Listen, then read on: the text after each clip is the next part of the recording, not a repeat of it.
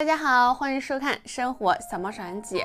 很多朋友都喜欢吃西红柿，但是西红柿由于储存不当烂掉了，该怎么办呢？别着急，其实烂掉的西红柿呢还有大作用哦。下面赶紧跟视频一起来看看吧。西红柿中富含维生素非常多，也是我们日常生活中最常见的菜品之一。但是它烂掉了别扔，还可以利用起来。首先将西红柿切开，虽然它外皮坏了呢，但是里面没有坏。用注一，把西红柿切成碎块。切碎后，我们把它放在一个容器中。这时呢，可以放入淘米水，再拧上盖子，等待它发酵一段时间。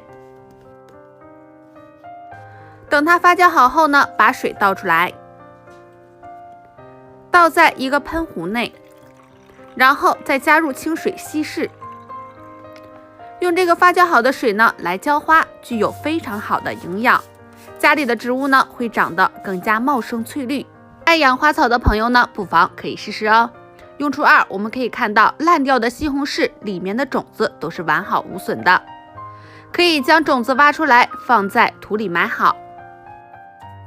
将土完全盖上种子之后，时常可以给土壤喷水，一段时间呢就能长出西红柿的幼苗了。所以用这个方法，我们在家里呢就能吃到自己栽种的小西红柿啦。好了，今天的视频就到这里。没想到烂掉的西红柿还有这两个用途吧？如果想看更多实用有趣的生活妙招，也可以关注我哦。我们下期再见。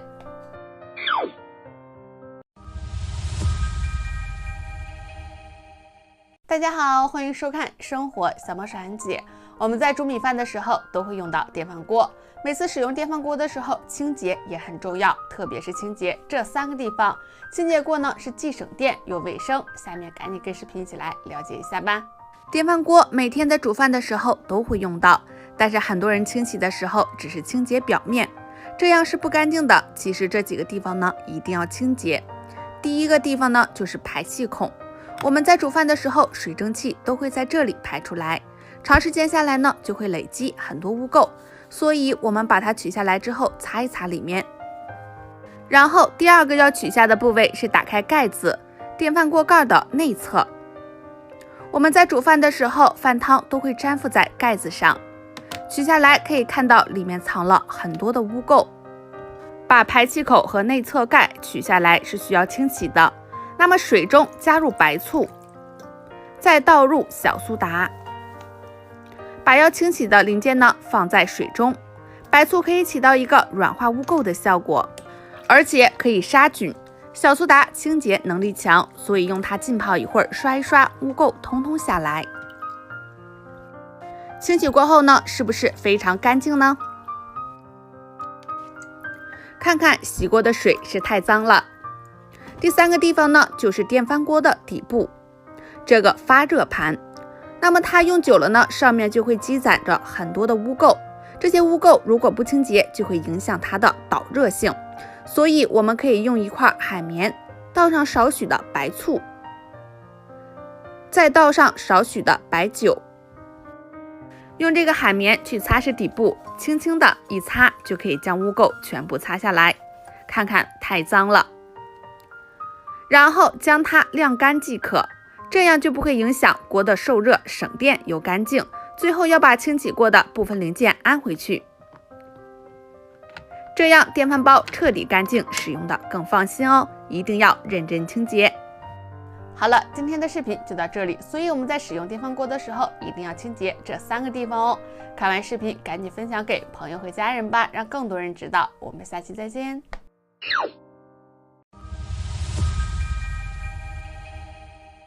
大家好，欢迎收看生活小猫小姐。很多朋友都喜欢吃土豆丝，我们每次在炒土豆丝之前呢，都是用水泡一泡土豆丝，这样炒出来呢非常好吃。那么我们泡过土豆丝的水呢，千万不要扔掉了，它可是个宝，在生活中还有很多的用途。下面赶紧跟视频一起来看看吧。平时我们切完土豆丝的时候，都会用水泡一泡，这样炒出来的土豆丝口感会好，而且不粘锅。那么这个水啊，千万不要倒掉，它可是个宝。下面跟安姐一起看看它有什么作用吧。第一，首先把土豆丝水倒在一个容器中，土豆丝水含有大量的土豆淀粉，平时可以用来刷碗或者是洗蔬菜水果。它可以吸附掉碗上的油渍，不需要任何清洁剂呢，就可以将碗刷得干干净净。大家看一下效果，不错吧？第二，土豆丝水我们可以用来浇花草植物，因为土豆丝水含有大量的氮磷钾元素，用它来浇花草可以让植物长得更加旺盛，而且植物是越长越翠绿，天然的肥料水哦。第三，把剩余的土豆丝水来拖地。因为土豆丝水含有土豆淀粉，可以很有效的去除污渍，特别是厨房油腻的地面。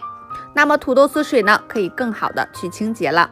拖完的地是干净又光亮，效果很好，大家可以试试哦。好了，今天的视频就到这里。没想到土豆丝水还有这么多用途吧？如果想看更多实用有趣的生活妙招，也可以关注我。我们下期再见。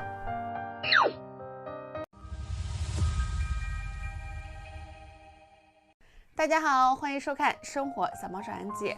香甜搓澡巾每个家庭呢都会有，但是搓澡巾你只拿来搓澡吗？那太可惜了。其实搓澡巾呢，在我们生活中还有很多的妙用，下面赶紧跟视频一起来看看吧。第一，平时我们厨房可以放一个新的搓澡巾，那么可以用来洗瓜果、蔬菜等。平时蔬菜上面有很多的污垢，像黄瓜表皮呢有毛刺，可以用澡巾来搓洗。不仅洗干净呢，还可以去除蔬菜上的农药残留。再来洗洗胡萝卜，因为澡巾的粗糙一面呢，可以更好的贴合到瓜果表皮，看看脏东西都下来了。平时厨房放一个澡巾呢，清洗蔬菜是更方便哦。第二，平时我们黑色的衣服、裤子等经常沾附灰尘，用手轻轻拍都去不掉。其实我们可以准备一个搓澡巾，用粗糙的一面，顺着一个方向去擦拭灰尘、毛絮等，大家可以看到效果很明显哦。裤子上的灰尘是立马消失不见，同时也可以用澡巾擦拭毛呢大衣和毛衣等，效果非常好。第三，用废旧的澡巾呢，可以擦拭鞋子。如果家里的澡巾不用了呢，可以将澡巾翻过来。澡巾的里面部分是纯棉，非常软，而且不掉毛絮。我们可以在澡巾上挤上鞋油或者是护手霜，用来擦拭皮鞋，擦拭的效果比鞋刷子都好用哦。因为澡巾呢可以更好的贴合皮鞋表面，擦过的鞋子会更加光亮，而且把鞋子上的灰尘也能擦拭掉，效果非常好。第四，平时厨房里面有很多厨具经常油腻腻，而且很不好清理，摸起来很黏哦，特别是家里的锅盖。我们只需要准备一个搓澡巾，然后用洗洁精兑上一些水喷在锅盖上。我们先擦拭一部分看看效果。澡巾呢可以擦拭顽固污垢，不管污垢累积了多久呢，澡巾都可以轻而易举的擦掉。擦过后我们看一下效果，右边是擦过的，非常光亮，左面是没有擦过的，还特别脏，对比是不是很明显呢？大家看完视频赶紧动手试试吧。好了，今天的视频就到这里。没想到一个小小的搓澡巾呢，在生活中还有这么多用途吧。看完视频赶紧分享给朋友和家人吧，让更多人了解。我们下期再见。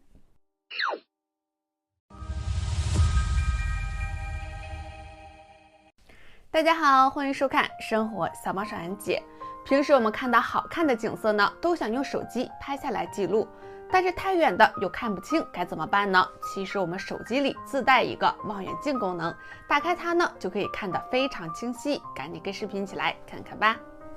我们只需要连续按手机的3次 Home 键，这样就可以调出一个放大器，它可以照到很远的地方都非常清晰，可以随意拉伸。如果没有 Home 键呢，我们也可以在这里设置，打开手机的设置，往下拉可以看到一个辅助功能，打开它。这个页面呢有一个放大器功能，我们将它打开，这样我们下次再看风景的时候呢，就可以按侧面这个按键，连按3下就可以启动放大器功能。平时可以照远处的风景，并且不止可以照风景，它还可以充当一个放大镜，把它扩大和缩小。生活中看到非常小的字体看不清，我们就可以用这个放大器功能。我们将字体扩大看一下，是非常清晰，不管多小的字呢都能看清，特别适合家里的老人哦。其实这个辅助功能里面呢，还有一个缩放功能。把缩放功能打开，它的作用是可以把我们手机的界面放大，只需要3指同时敲击屏幕2下，就可以把缩放功能启动。手机里有一些字体看不清，我们也可以用这个功能。那取消也很简单，也是3指同时敲击2下屏幕，这样呢就取消了，用起来也很方便哦。没想到这2个小功能呢这么实用吧，你也试试吧。好了，今天的视频就到这里。没想到手机的这个望远镜呢这么实用吧？如果想看更多实用有趣的生活妙招，也可以关注我哦。我们下期再见。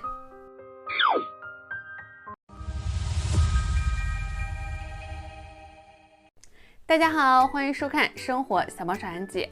很多朋友都喜欢穿卫衣，但是卫衣的帽绳太长了。今天呢，就分享卫衣的帽绳打结方法，非常漂亮，赶紧跟视频一起来看看吧。第一，非常漂亮的蝴蝶结。首先，我们把绳子缠绕手指2圈，再把绳子从中间穿过来，将它插进2线之间。之后把手拿掉，稍微整理一下，这样一个漂亮的蝴蝶结就完成了，甜美可爱哦。第二，再来打一个漂亮的琵琶结。首先将绳子打一个圈，然后绕过来再打一个小点的圈，接着最后一圈，一共3个圈。然后我们将绳头穿过中间的小孔就可以。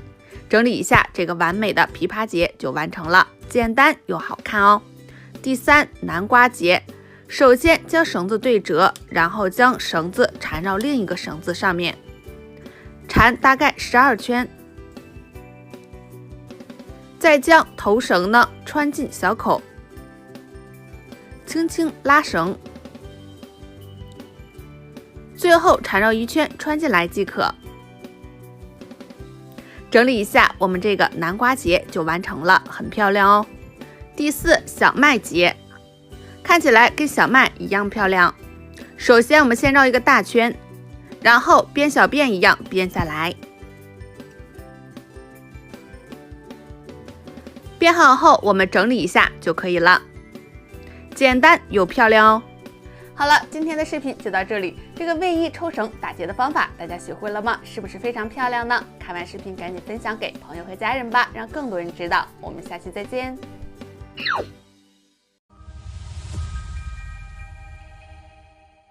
大家好，欢迎收看《生活小猫小安姐》。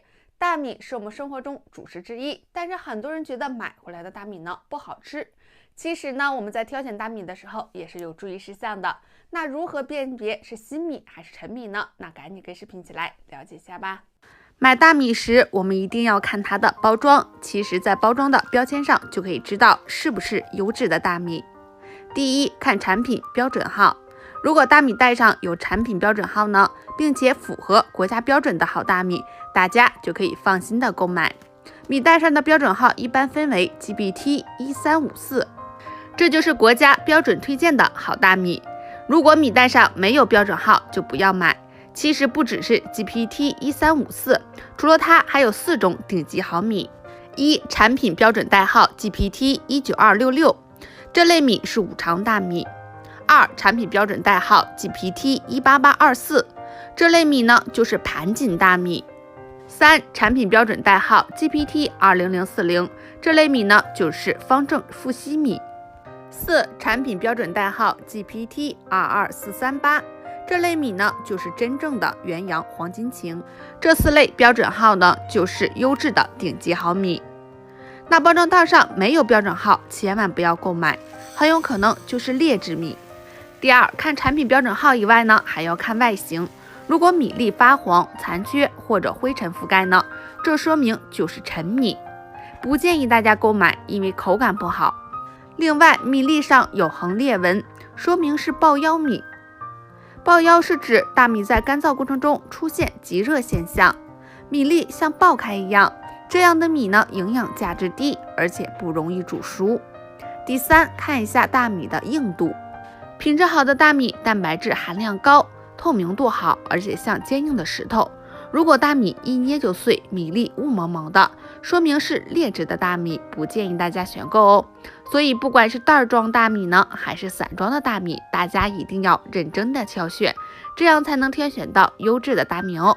这几种方法大家学会了吗？好了，今天的视频就到这里。这个挑选大米的注意事项，大家有所了解了吗？看完视频赶紧分享给朋友和家人吧，让更多人了解。我们下期再见。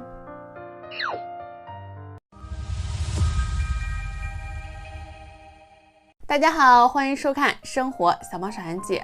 很多朋友呢都喜欢吃红薯粉条，但是市面上的红薯粉条呢真假难辨，该怎么办呢？今天就教大家一招，用一个打火机呢就可以轻松辨别红薯粉条的真假哦。赶紧跟视频一起来看看吧。首先我们来分享第一种辨别粉条的方法。我们抽出一根粉条，将它折一折，如果粉条不易折断，非常有韧性，说明粉条可能含有明胶，这样的粉条呢是不易折断的，所以在买粉条的时候我们需要折一折。反之，如果粉条很容易折断，那这种粉条呢就是真正的好粉条，大家可以放心购买。第二种方法，我们可以抓一把粉条闻一闻，如果闻到的粉条有一种化学用品的味道，这样的粉条呢不建议大家买。第三种方法，我们可以准备一个打火机，用打火机将粉条点燃，点燃之后我们可以让它燃烧一会儿。在燃烧的过程中呢，可以听到噼啪噼啪的响声。等烧成一团后，我们将它吹灭，把燃烧过的粉条黑色物质用手揉搓。如果是优质的红薯粉条，在揉搓的过程中就不会有颗粒感，直接碾成粉末。揉搓的过程中如果有硬疙瘩，那这种粉条呢不建议买。第四种方法，我们可以看一下粉条的颜色与形状。正宗的红薯粉颜色看起来是灰暗色，并不是像一些红薯粉那样看起来特别透明哦。越正宗的红薯粉颜色就越深黑，面对这样的红薯粉呢，就可以放心的购买。其次就是看它的形状有没有疙瘩。真正的红薯粉在制作的过程中很难被清水搅均匀，所以在红薯粉内部就会有一些黑色不均匀的疙瘩。如果看起来的粉条十分透亮，形状均匀，那这样的粉条就太假了。好了，今天的视频就到这里。这个辨别红薯粉条真假的方法，大家学会了吗？是不是非常实用呢？如果想看更多实用有趣的生活妙招，也可以关注我。我们下期再见。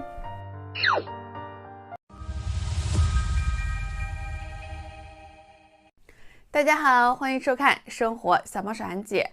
很多朋友都喜欢在家里养一些植物，但是有些植物养一段时间呢，叶子就会发黄枯萎。别着急，今天教大家2个养花的小技巧，让你家的花呢非常茁壮而且翠绿哦。赶紧跟视频一起来看看吧。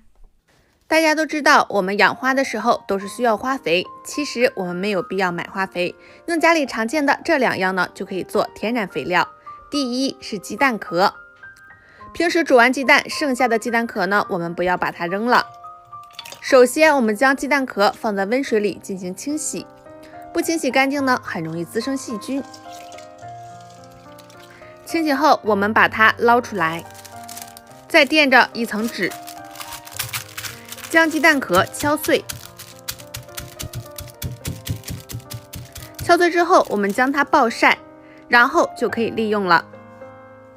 将鸡蛋壳放在土里，然后将土和鸡蛋壳呢混合起来，这样可以为土壤提供一定的钙质，而且可以提供磷钾元素，还能起到疏松土壤的作用，是天然的肥料。第二，我们可以抓一把大米撒在花盆里，将大米呢和土壤混合起来，之后大米会在土壤里慢慢的发酵，发酵后呢，大米就可以为花草植物提供一些养分，让我们的花草长得是更加旺盛，效果是非常好哦。好了，今天的视频就到这里。这2个养花的小技巧，大家学会了吗？是不是非常实用呢？如果想看更多实用有趣的生活妙招，也可以关注我哦。我们下期再见。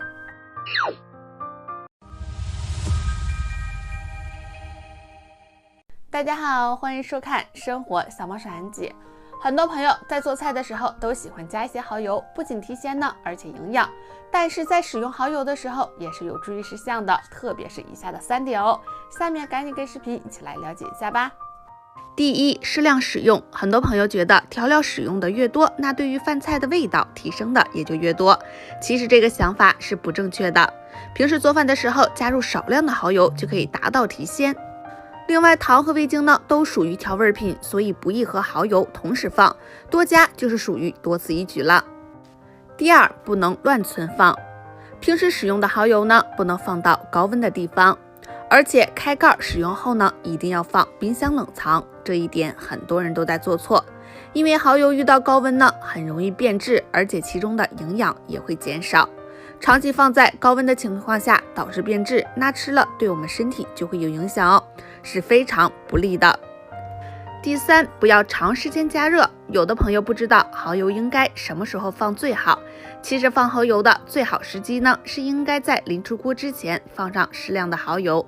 放得太早呢，蚝油本身的鲜味因为加热会降低，那就等于失去了蚝油它本身的作用了。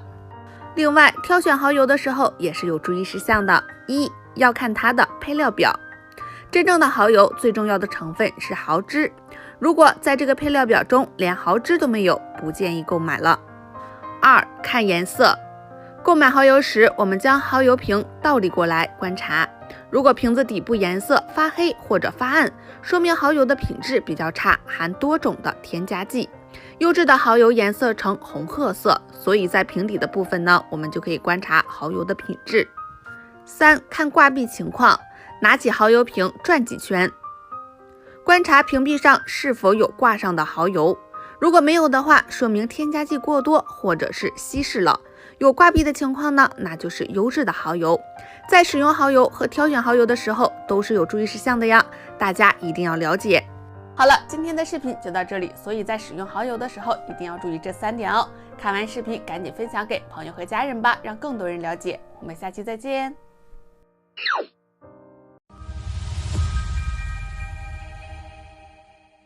大家好，欢迎收看生活小猫手传记。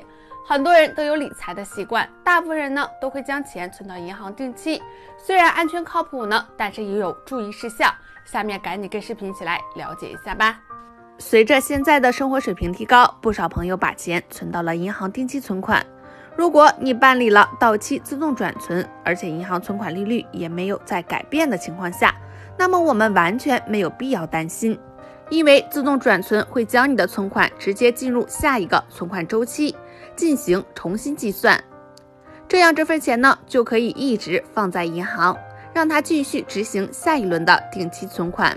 但是在存款的过程中又需要这份钱，那就需要提前到银行去办理解除自动转存，否则定期存款呢就取不出来哦。